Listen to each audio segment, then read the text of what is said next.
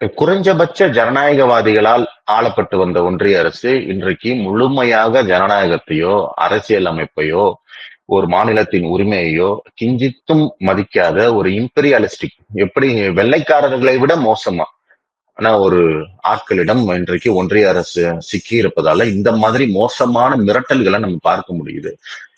அறிவே இல்லாம, கொஞ்சம் கூட ஒரு ஜனநாயகத்தன்மையும் இல்லாம, எப்படி ஒரு கூட்டாட்சி, எப்படி ஒரு ஒரு ஒரு யூனியன் இயங்கும்ன்ற அறிவே இல்லாம சொல்லப்பட்ட வார்த்தையாக தான் இதை நம்ம எடுத்துக்க முடியும்.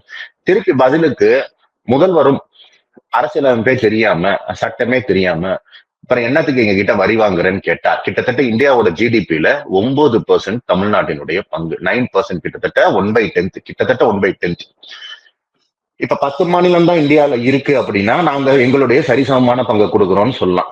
20க்கும் மேற்பட்ட 25க்கும் மேற்பட்ட மாநிலங்கள் இருக்கும் பொழுது ஒரு மாநிலத்திலிருந்து 10% வருதுங்கிறப்ப நீ அந்த மாநிலத்தை எப்படி மரியாதையுடன் நடத்த வேண்டும்?